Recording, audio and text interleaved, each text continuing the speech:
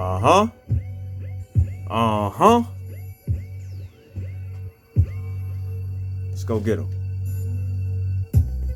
Uh-huh. Hey. Welcome back. All right. Welcome back.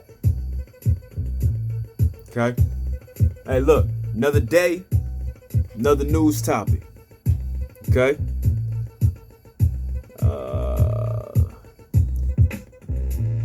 All right. It's a little funky beat for you. Okay. Instrumental you hear right now. The music here right now is Method Man and Redman. The Rockwilder. It's like a dog. The Rockwilder. Okay. Very good stuff. Look it up. Figure what it's about. Okay. Very funky joint. All right. Again, welcome back. This is R reporting to you live. ISCSDR. Okay. Here to give you what's real. All right. It may bite like a Rottweiler. We'll see. Okay. All right. Look, we're gonna get right into it. Again, this is R reporting to you live from the independent sovereign city state, the Democratic Republic. Here to give you what's real. That's occurring on the outside of our world because it directly affects what? The inside of yours. Okay, of your independent sovereign city state of a said Democratic Republic. Okay. Again, what we do, you can look at my past videos, see how these things relate. But what we do is I typically use 3 topics. Okay, social, science, and political. Sorry, last one evades me because I'm not really a huge fan of politics. Not really. Okay, and we'll see why in a minute. Okay. Again, we got 3 topics today, and I'm gonna start you off with my favorite, which is science. Okay, I'll start you off with science. Very important stuff. It's a little bit of social as well, but I think it's very important. So it says that the importance of predation to the course of human and other animal evolution. Okay, the importance of predation. If you don't know what that is, that's the ability for one thing to prey on another thing, or in this term, the skills of being a predator. Okay, the skills of being able to hunt, to navigate, to search, to seek, to use all senses in order to get what you need to get. Okay, so it says here, it is suggested that predation initially upon early humans by powerful carnivores, but later by humans on their hunted prey, served as a powerful stimulus for the evolution of intelligence. Okay. Predation can be traced back to about 500 million years ago. Okay, to where humans or our ancestors, hominids, cavemen, for lack of better words, cavemen, were forced to put tools together to defend themselves, forced to make fire, make a wheel, make hammers, things like that, to first and foremost be able to protect themselves from other predators. Okay, the reason why this is important is because it appears that from the beginning of the animal heterotrophic tradition, predation has promoted the development of sensory and nervous systems, both for the purposes of catching prey and of evading predators. Okay, so what that means is without natural predators, okay, humans would not be as intelligent as we are today, or as we are developing to be, without the occurrence of natural predators. Okay. Now, I again have a PhD, CBD, THC, things like that. All these certifications and these degrees in my sovereign city state of the in my independent sovereign city state Democratic Republic. I graduated from the university here, and they have given me this. Okay, so I'm relating this to us by saying that if we do not have natural predators anymore, the intelligence level may stagnate or drop. Okay, may stagnate or drop, and I say that because one, a lot of the predators that we used to fear, jaguars, big cats, wild dogs, bears, things like that, we are starting to get rid of them, or we are getting rid of them. Sorry, either through trophy hunting, either through conservation methods, where we corral these animals from the time that we corral this wildlife from the time that they're children, okay, and put them in a conservation area that is controlled, hindering their natural ability to be predators. Not saying that they're still not dangerous and they might not lash out, but it becomes more predictable, all right, because we have a food source for them. They don't have to go out and get it themselves. Okay. What does that do for us? All right. In my professional scientific view, what that does for us is it doesn't make us, it doesn't promote things, a sensory or nervous system, like this says, building. Okay. So, for example, all the technological advances that we have, all the machines and things that we are making, make us to a point where we have no fear of the outside world, or we have a lack of fear of the outside world due to our comfort. Are we essentially cavemen again? Are we essentially going backwards to where we are living in caves again, not even concerned with what's happening on the outside, because we don't have to, because we don't need to, because there's nothing essentially coming after us, coming to hurt us. Now, on the flip side of that, some debate that humans are their own predators, and I find that very cave-like and archaic as well. Okay, would it make sense? Actually, it would make sense for us to be rid of natural, for wildlife, animals, so to speak, and for us to make each other our own enemies, our own predators. I am now preying on another human, hence cannibalism. Okay, it's a little extreme there, but again, there are some areas in this world that are cannibalistic, some areas that are not. Most of the areas that are cannibalistic, these people are not avid hunters.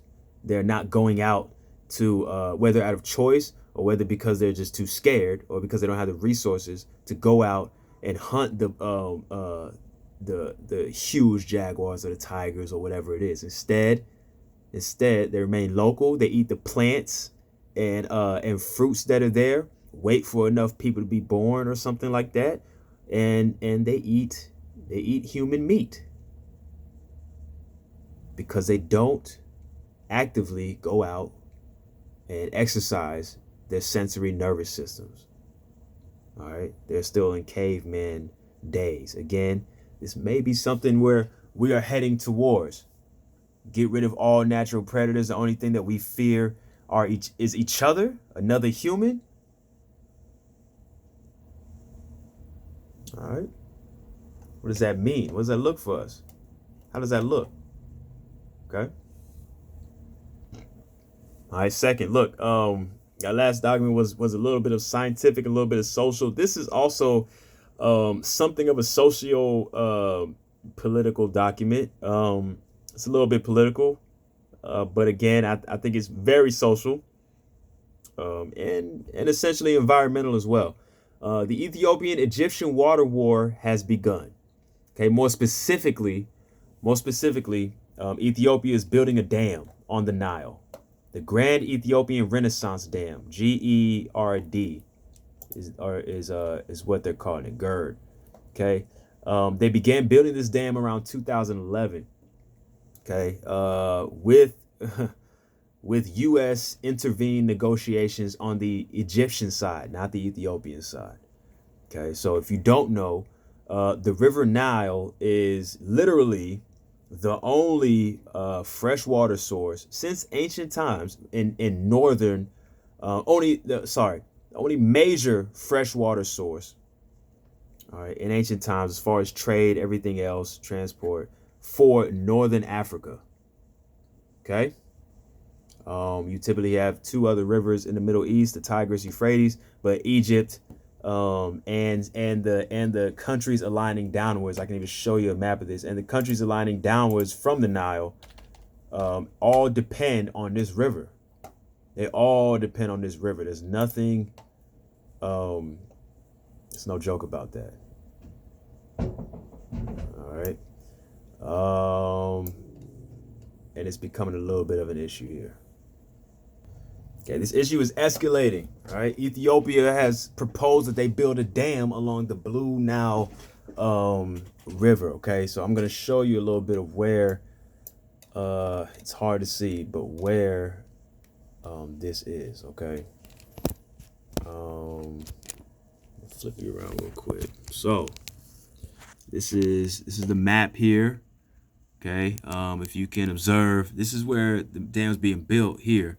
This is where the Nile flows and eventually comes here. Okay, if you see that. If not, hey, you can look it up. All right, and see it yourself. But the point is, historically, Egypt has been in control of this water. All right, mainly because of British colonialism and the Western world being more on the side of Egypt. Because of Egypt's proximity to Mesopotamia and all these other historical things, okay, and Roman conquest and things like that. But most importantly, Egypt has been the main control source of this politically. All right, Ethiopia is saying that, look, we have water here, all right, and we want to build a dam to make sure that this water is put into a reservoir. All right, the issue is that sometimes the Nile floods and sometimes there's a drought. All right, and if anybody knows anything about dams, okay, when a dam is put somewhere, it restricts the water flow even more, okay, to make a huge lake or a huge reservoir. Okay, socially, this is gonna be an issue for a lot of the people downstream. This river flows upwards. It flows north. It's one of the rivers in the world that doesn't flow south. It flows north. So downstream, i.e. Sudan, Egypt, of course, Eritrea, things like that. All these other countries are going to have a little bit of an issue when there's a drought, or they suspect there's going to be an issue because the drought allows for maybe a tiny bit of water flow. But now, since there's a dam there will be no water flow. And who is going to supply that water for these countries if Ethiopia has a dam built there? Okay. Also, socially, this may just be a power move from Ethiopia to say, hey, look, we're tired of being taken advantage of with this water source. Okay. We're tired of Egypt being the one to dictate how much we use, how little we use. It's like putting a water. It's like I remember in America there was a drought season, and you had a limit to how much water you could use. You can't use it to wash your cars. You can't use it to do this and that. That was a state limit. It's the same thing here. You're just putting limits on things. All right. Ethiopia and Egypt have come to an agreement for this dam. Okay. Well, essentially, Egypt and the U.S. have come to an agreement for this dam. Ethiopia did not sign the document that Egypt and the U.S. Signed together. All right, because again, it's its own country. It doesn't have to be allied with anyone, and that's why there's so many wars happening in that area. All right, if you want to know why, we can all say that it's a religious or political or whatever it is. Mostly it's because of this natural resource here, water. Okay. So again, we are now seeing where there is a war over water. and it's becoming more prominent. This dam is still going to be built. Ethiopia is not stopping. Okay, even though Egypt is claiming that that they don't know what they're doing. More specifically, they are trying to stop and halt Ethiopia and delay them by saying that the Egyptian irrigation and water resources minister is criticizing Ethiopia's stubbornness in the negotiations.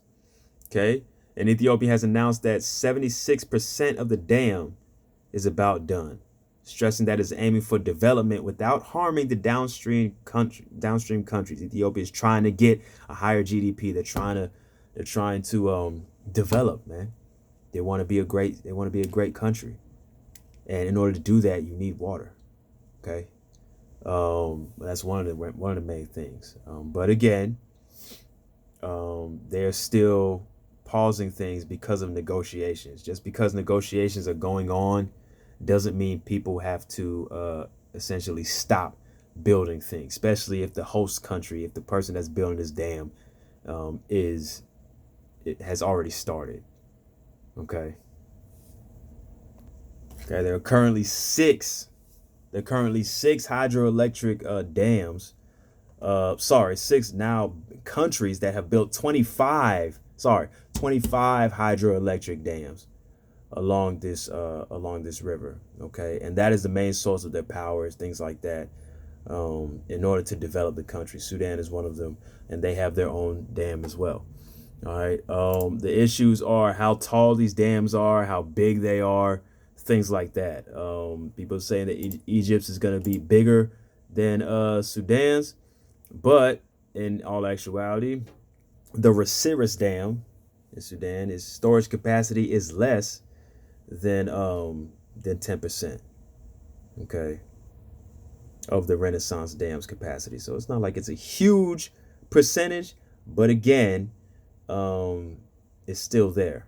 All right, and there are plans for Sudan to build their dam even higher or even bigger. Okay. All right. Last and least is political. All right. Biden's plan to replace government fleet with electric vehicles won't be easy. I think it should be easy, but according to this fake news here, it says it won't be easy. All right. One of the main concerns here is the U.S. wants to keep everything homemade with these EV vehicles. Okay, meaning that he wants things to be made in America, possibly because he wants to change. He wants to provide new jobs for these stubborn people who are still working in the oil and gas industries, and saying, "Hey, look, you guys can switch over and become laborers for making cars that are electric." All right, we're experiencing a paradigm shift here. Get with the program is what he's probably trying to promote. The issue here is most of the cars here that are electrically made are either from their parts are from Korea and whatnot. But basically, in order for a car to be considered electrically made, it has to have 35 to 55% of its parts from the U.S. All right, made in the U.S. Okay. The Nissan Leaf, popular EV, is made in Tennessee, but the factory is non-union and only 35% of the parts are domestic. Okay. Tesla provides the vast majority of EVs in the U.S., and all of its models contain at least 55% American-made parts, according to federal data. But Tesla doesn't have a union, and Elon Musk has run afoul on federal labor laws. Okay. So really, Tesla's the only one that you could do. It's just Biden's trying to promote other cars, other essentially American-made cars, to do that, to get EV'd up. Okay, replacing 650,000 federal vehicles with EVs will require an increase in U.S. investments through supply chains, electric motors, batteries, and vehicles, all of which will take time. I don't believe it'll take that much time. I think that people should be focused on what's going to happen anyway. Tesla's already started this revolution here. They are one of the highest trading stocks. Obviously, you're going to get your bread back. You see what I'm saying? Go ahead and start it. The concern here, one of the main concerns is the definition of American made. All right. Obviously, when we look at cars that the parts are coming from Germany, the parts are coming from France, from Italy, from Korea, from Japan, things like that. It's obviously not American made. But when we look at Canada and Mexico, which if you don't know, these three, Canada, US, and Mexico, are all in a contract together, typically a trade contract together, to say that they will share things together. I'm the US, I get less prices.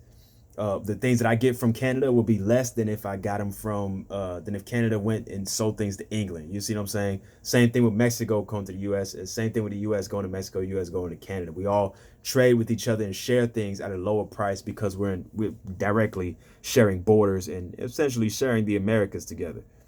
Okay, so what I expect is going to happen is a contract will be written up, and if the boom of EVs is true, someone is gonna, hopefully no one gets greedy, someone is going to write something up that says, hey, Canada, we want to put a EV warehouse up there, and that will be considered American made. You will have Canadian parts, you will have Mexican parts, and we can now have more electric vehicles that replace the federal vehicles. Of course, it has to start federally before it starts anywhere else. So some of that investment is already happening, and I've done some of this.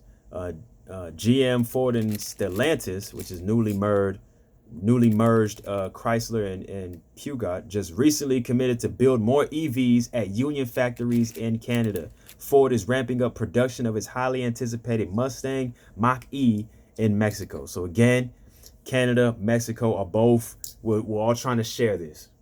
We're all trying to do this together. Okay, and I like that. All right, so just to recap real quick, look, the human race, again, biodiversity is very important. Promote more of these predatory animals to get off of that endangered species list. All right, more of them. Why? So that they can evolve as well. All right, they may evolve to a point, and basically it's natural competition. Human versus human isn't a natural. That's just you destroying yourself. You see what I'm saying? It's natural competition. All right. If polar bears are getting smarter, we'll get smarter. You see what I'm saying? Likewise, if jaguars are getting smarter, we'll also get smarter. That's what developed us in the first place. That's what's going to keep everyone pushing together as a unit. You see what I'm saying? Don't let the fear of wildlife overtake you, because steel sharpens steel, iron sharpens iron. You see what I'm saying? Two, a dam being built in Ethiopia. Likewise, there's dams all up and down the Nile. And as I look at the map, you can see it on yourself. As you look at the map, this Nile is looking more drained and drained and drained. Yet Egypt, it doesn't look very drained over there. Okay, so there might be something going on where these upstream countries are tired of being taken advantage of by the downstream countries due to the backing of the Western world. All right, and they just want a piece of their pie. Ethiopia's been poor for a long time, and in the middle of war for a long time because of that economic and natural resource downturn. All they want is their turn. They're gonna put some hydroelectricity there. They're gonna do whatever it is. Ethiopia's gonna boom as a city. Hey, figure it out from there. Makes sense. Y'all are all the same. Again, y'all are all the same. You can share this water. You can, or you can get more innovative and create a shared water source. All right, underground, whatever it is. All right. Third, electric vehicles coming into the world. We saw it coming. If you didn't see it coming, you must not have been looking. You must not overstand things. All right. Fossil fuels will be going away from what it looks like, or it's going to be a force on that. All right, that's one of the reasons why we stopped that pipeline in Canada, because instead of putting an oil pipeline, hey, how about we put some EV? Instead, you could just put a manufacturing company that helps manufacture electric vehicles. All right, for the whole purpose, for the bigger picture. Okay, if you haven't invested in electric vehicle stocks, batteries, things like that, you should probably start doing that. Okay, that way you can boost their initiative. All right, and put some wind in their sails. All right. All right. So all I'm gonna do is end with something I always like to end with anyway. A little bit of relaxation.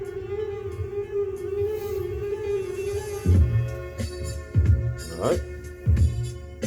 Inhale, exhale.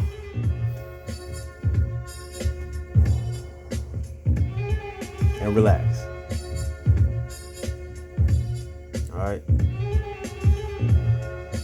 Very funky beat. Okay. What you're hearing is Redman. Tonight's the night. Tonight is the night. All right. Peace, love, and use your head for more than a hat rack.